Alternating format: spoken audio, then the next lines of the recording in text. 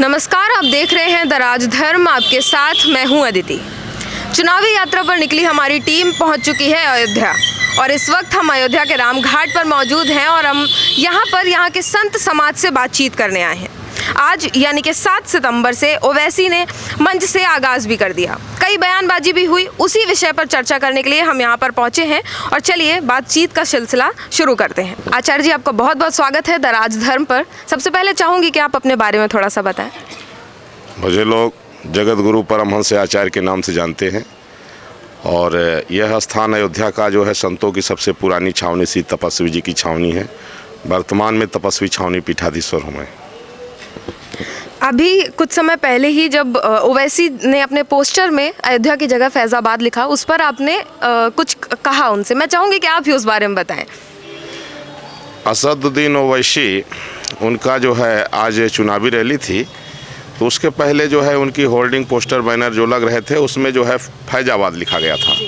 तो हमने कहा कि जब उत्तर प्रदेश में माननीय मुख्यमंत्री जी ने फैज़ाबाद नाम हटा करके अयोध्या कर दिया है तो अयोध्या लिखिए। और फिर मैंने प्रशासन से कहा, तमाम उनकी होर्डिंगें पोस्टर बैनर मैंने उतरवा दिए और आज ये देखने को मिला कि वो फैज़ाबाद पर उन्होंने स्टिकर लगा दिया था, उसको छिपाया। मैंने कहीं न कहीं से उनको भूल एहसास हुई। वैसी और इनके साथ में जो लोग हैं जो देश विरोधी सोच रखते हैं और उसका प्रचार प्रसार करते हैं, इससे हम लोगों को ये लगता है कि वास्तव में इनके लिए चाहे हम लोग जान दे दें, लेकिन इन लोगों के अंदर इंसानियत नहीं आएगी। ये लोग राष्ट्रवादी नहीं हो सकते हैं। इनकी भाषा हमेशा आतंकवादी की रहती है और वही रहेगी। इसलिए हमने तो ये देखा, जैसे आज भी मंच से उन्होंने फैज़ाबाद नाम लिया। माने कुत्ते की पूंछ को कितना भी सीधा करो, जब छोड़ोगे तो टेढ़ी हो जाएगी। तो जिनकी एंटी नेशनल सोच है, जो हमेशा देश के बारे में जो है तो तोड़ने की बात करते हैं, इनको कितना भी हम लोग रिस्पेक्ट करें, चाहे इनको हम लोग भले भाई कहें, लेकिन ये कभी भी इनके अंदर मानवता नहीं आ सकती है। जिनको संविधान की मर्यादा का कोई ख्याल नहीं है, देश की सर्वोच्च अदालत की मर्यादा का ख्याल नहीं है, वही ओवैसी है। कहते थे कि सुप्रीम कोर्ट जो जजमेंट देगा सब मानेंगे, और सुप्रीम कोर्ट के जजमेंट आने के बाद में फिर भाषा बदल गई। तो इसका मतलब ये है कि इन लोगों को अब चाहिए कि ये लोग पाकिस्तान जाए। और मैंने तो ओवैसी जी को जो है यहाँ संदेश भेजा है कि आप जो है अब पाकिस्तान से बातचीत शुरू करिए, वो आप निकलिए यहाँ से। अब हिंदुस्तान हिंदू राष्ट्र घोषित होगा और जितने भी यहाँ जिहादी मानसिकता के लोग हैं, इनकी नेशनलिटी खत्म होगी और अगर यहाँ रहेंगे तो ये गुलाम बन के रहेंगे, नागरिक बन के नहीं रहेंगे। आपने बोला था कि रैली नहीं करने देंगे हम। हमारा समाज जो है कहीं ना कहीं इस रैली को नकार रहा है, उसके बावजूद भी एक भाईचारे के रूप में, या फिर क्या आपने निर्णय लिया कि उन्हें रैली करने की भी परमिशन दे दी? इनके कार्यकर्ताओं ने जब हमने कहा तो उसी समय संशोधन कराया, अयोध्या लिखवाया। और हम लोगों ने देखा कि जब ये भूल को जो है स्वीकार कर रहे हैं, गलती अपनी मान रहे हैं, और आज भी जो भी उनकी होल्डिंगें लगी वो फैज़ाबाद पर स्टिकर चिपका हुआ था, तो हम लोगों को लगा कि चलो ठीक है, गलती तो किया, लेकिन अब ये कहीं न कहीं से सुधार की ओर जा रहे हैं, इसलिए फिर हम लोगों ने छोड़ दिया। लेकिन देखा गया कि मंच पर जाने के बाद जो उनके लेक्चर रहे उसमें नफरत झलक रही थी, उसमें जो है एक भड़काऊ भाषण था, उसमें एक प्रकार से हिंदू मुस्लिम राइट कराने की जो बातें थी, इससे बड़ा दुख लगा। और आने वाला समय होगा जब दोबारा कहीं उनकी रैली होगी तो उसको हम लोग रोक देंगे। अच्छा, रदौली ही क्यों चुना उन्होंने और ऐसे ही इलाके क्यों चुन रहे हैं जहां मुस्लिमों की आबादी ज़्यादा है? अयोध्या के अंदर आकर के रैली क्यों नहीं करी उन्होंने?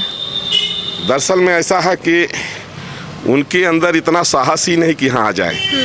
रुदौली में उनको लगा कि मुस्लिम ज़्यादा हैं, इसलिए उसका उन्होंने चयन किया। और वो भी अगर वो फैज़ाबाद को ना हटाए होते तो उनकी औकात नहीं थी कि रुदौली में वो आ जाते या रैली कर लेते। वो फैज़ाबाद पर जो स्टिकर लगाए या उसको हटाए, इस वजह से हम लोगों ने उनको जो है तो कहा कि कोई बात नहीं है। लेकिन आगे हम लोग इस बात को लेकर के जो है सतर्क रहेंगे कि जो इस तरह की उनकी बयानबाजी है, जब तक समाज के सामने माफ़ी नहीं मांग लेते हैं, उनको दोबारा हम लोग कहेंगे कि कान पकड़ के उठो बैठो और ये कहो कि सर्वोच्च न्यायालय ने जो फैसला दिया है उस पर कोई कमेंट नहीं करूंगा। इसके बाद अयोध्या में घुसना, और जब तक कान पकड़ के उठे बैठेंगे नहीं, तब तक हम लोग अयोध्या नहीं घुसने देंगे। उन्होंने मंच से ये भी बोला है कि अब तो हम सरकार बनाएंगे, 60 साल से तो इनको जितवा दिया, अब किसी को बेटा बना के, किसी को भाई बना के, नेता बना के, अब हमारी बारी है, अब हम सरकार बनाएंगे और जो भी मुस्लिम वर्ग से निकला हुआ नेता होगा मुख्यमंत्री के पद के लिए उसको हम अपना दावेदार बनाएंगे, उसको हम सपोर्ट करेंगे। इस बात पर आपका क्या सोच है? यही देखिए, अगर नेता जो है अगर कोई ये कहता है कि मुस्लिम को मुख्यमंत्री बनाएंगे, तो यहीं से मतलब यह है कि ये अलोकतांत्रिक है।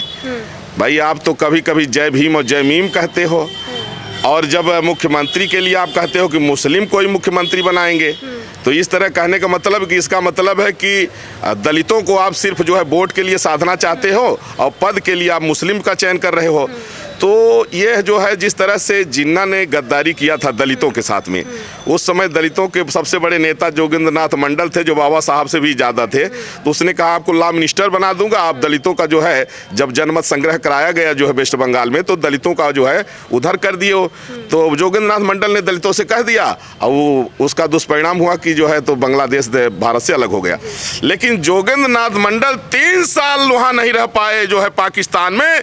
3 साल के बाद उनको भागना पड़ा, वो आकर के यहीं मरे, और यहाँ आकर के उन्होंने कहा कि इस्लाम में मानवता नहीं, राष्ट्रवाद नहीं, आतंकवाद है। उन्होंने कहा कि पाकिस्तान में हिंदुओं की जिस तरह से दुर्दशा और जिस तरह से हत्या हो रही है, बोले वहाँ के बड़े बड़े मुल्ला, मौलवी, मौलाना, इमाम जिस तरह से हिंदुओं के साथ हत्या और बहन बेटियों के साथ बलात्कार किए, वो बोले चश्मदीद गवाह बन के यहाँ आए और दलितों को बताए कि कभी भी मुसलमानों का जो है इनका विश्वास मत करना। तो यही कारण है आज जितना भी दलित समाज है वो सब भाजपा के साथ जुड़ गया है, और दलितों को पता है कि यह असदुद्दीन ओवैसी दूसरा जिन्ना है।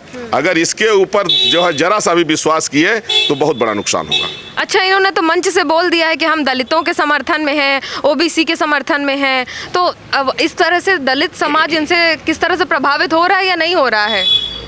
अब अगर दलितों के समर्थन में होते तो ओवैसी को कहना चाहिए कि हम मुख्यमंत्री जो है किसी दलित को बनाएंगे। वो मुस्लिम को कह रहे हैं कि नहीं, मुख्यमंत्री किसी मुस्लिम को बनाएंगे। तो इससे साफ झलक रहा है कि दलितों को केवल मूर्ख बनाना चाहते हैं, ओबीसी को केवल मूर्ख बनाना चाहते हैं। सिर्फ जो है इनकी जो है नफरत की राजनीति बढ़ाने के लिए, जिहाद को बढ़ाने के लिए, आतंकवाद को बढ़ाने के लिए इनके सारे प्रयास हैं। और असदुद्दीन ओवैसी का जो है उत्तर प्रदेश में तो दाल नहीं गिरेगी। मेरा मानना है कि धीरे धीरे हैदराबाद भी इनका खसक जाएगा। अच्छा, दलित के लिए उन्होंने ये चीज़ बोली। प्रधानमंत्री मोदी ने कैबिनेट में अनुप्रिया पटेल को जगह दी, पिछड़े वर्ग से थी, तो उनका कहने का तात्पर्य था कि प्रधानमंत्री भी पिछड़े वर्ग से, तो उन्होंने भी अपनी जाति के लोगों को आगे किया है, तो इसलिए हम भी यही करेंगे। असदुद्दीन ओवैसी दरअसल में ज़्यादा पढ़ा लिखा तो है नहीं। अच्छा, अगर देशभक्ति होती तो भी मान लिया जाता। उसको ये नहीं पता है कि आदरणीय प्रधानमंत्री श्री नरेंद्र मोदी जी ने दलितों का चरण तक धोया है। कभी जो है अगर ओवैसी में ताकत है तो किसी दलित का चरण पखार के एक बार दिखा दे।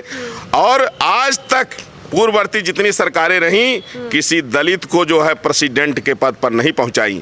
लेकिन भारतीय जनता पार्टी का ये दलित प्रेम कि भारतीय जनता पार्टी ने निर्णय लिया कि देश का प्रथम नागरिक कोई दलित होना चाहिए, और उन्होंने बनाया। और आज जो है भारतीय जनता पार्टी जिस तरह से राष्ट्रहित में काम कर रही है, यह न भूतो न भविष्यति, दूसरे किसी के बस की बात नहीं है। जिस तरह से आर्टिकल 370, 35A को माननीय मोदी जी ने हटाया और ये सब लोग विरोध करते थे, तो बाकी जितने लोग हैं ये सब लोग देश के दुश्मन हैं। इन लोगों को सिर्फ कुर्सी चाहिए, बाकी देश रहे चाहे जो भी देश के, तो ये चाहते हैं कि कई टुकड़े हो जाए। इसलिए जनता जानती है, चाहे वो इस समय जो है चाहे दलित हो, चाहे बैकवर्ड हो, चाहे सवर्ण हो, सब जो है मोदी जी से प्रभावित हैं। और भारतीय जनता पार्टी का इस समय परचम 50 साल तक लगातार लहराएगा। उसके बीच में चाहे कोई कितना भी नफरत कर ले, उसकी राजनीति नहीं चलेगी। अच्छा, इसका कुछ वोटर्स पे प्रभाव पड़ेगा कि मुस्लिम समुदाय को लुभाने की कोशिश की जा रही है, तो आगामी चुनावों में वोट बट सकते हैं, या ऐसा कुछ होने की संभावना दिख रही है? अब ऐसा है कि जो पाकिस्तान जिंदाबाद के नारा लगाने वाले लोग हैं वो तो ओवैसी के साथ में ही है, पूरे देश में है। लेकिन उनका प्रतिशत जो है ना, मात्र 1-2% लोग हैं, तो उतने से तो इनका मुख्यमंत्री नहीं बन पाएगा। तो इसलिए इनका जो है ये सिर्फ स्वप्न का लड्डू खा रहा है ओवैसी, और कुछ नहीं होगा। और जनता जो है, जनता जान चुकी है, जब इनका जो है कोई विधायक जीतता है तो वह हिंदी में शपथ लेने में उसको शर्म लगती है।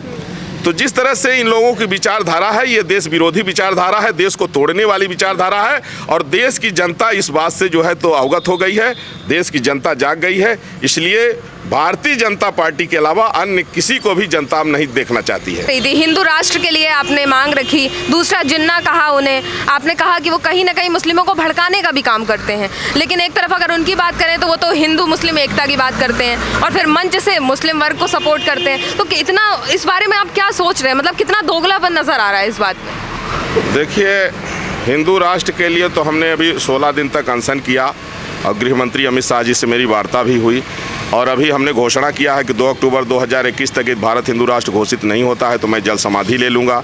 और जिसको लेकर तमाम संगठन, साधु संत, धर्माचार्य जो है 1 अक्टूबर से ही हमारे यहाँ इकट्ठा हो रहे हैं। तो हमने ये देखा कि जब देश के हज़ारों जगह से पाकिस्तान जिंदाबाद के नारा लगने लग गए, तब हम लोगों ने देखा कि मुसलमानों को 4 बीबी 40 बच्चा पैदा कर रहे हैं, तमाम सब्सिडी मिल रही है, नौकरी मिल रही है, माइनॉरिटी का लाभ मिल रहा है, हर सुविधाएं इनको जो है हिंदुओं से ज़्यादा दी जा रही हैं। लेकिन इनको भारत माता की जय नहीं बोलना है, इनको वंदे मातरम नहीं बोलना है, लेकिन पाकिस्तान जिंदाबाद के नारा ये बड़े बेशर्मी से लगाते हैं। इसलिए हम लोगों ने कहा कि अब भारत हिंदू राष्ट्र घोषित हो जाना चाहिए और मुसलमानों की नेशनलिटी खत्म होनी चाहिए। मुसलमान चाहे पाकिस्तान चले जाएं, चाहे बांग्लादेश चले जाएं, वहाँ इनका हक है। पाकिस्तान में हक है, पाकिस्तान में लड़ सकते हैं। और ओवैसी जिस तरह से लोगों को बरगला रहे हैं, इससे साफ समझ में आता है कि एक तरफ ये कहते हैं कि दलितों की भी बात करते हैं, दूसरे तरफ ये कहते हैं कि मुख्यमंत्री जो है तो कोई मुसलमान होगा। अरे भैया, जब दलित प्रेम है तो कोई दलित को मुख्यमंत्री कहिए ना। लेकिन ये जानते हैं कि अगर दलित को मुख्यमंत्री के लिए अगर चर्चा कर देंगे तो मुसलमानों का वोट नहीं मिलेगा। तो ये सिर्फ नफरत की राजनीति है। और जिस तरह से ये दोगला पंथी इनके सामने जो जनता जान ही रही है, जनता गाली दे रही है। दलित तो बहुत नाराज हो रहे हैं कि देखो किस तरह से वोट लेने के लिए बेवकूफ़ बना रहा है। इसलिए असदुद्दीन ओवैसी चाहे जितना भी प्रयास करें, उनका जो है जनता अब जानती है कि असदुद्दीन ओवैसी एक जिन्ना का रूप है जो सिर्फ देश में नफरत फैलाना चाहता है, देश को बांटना चाहता है, तोड़ना चाहता है। इसलिए असदुद्दीन ओवैसी कभी सफल नहीं होंगे। संत समाज की तरफ से एक संदेश जो आप देना चाहें?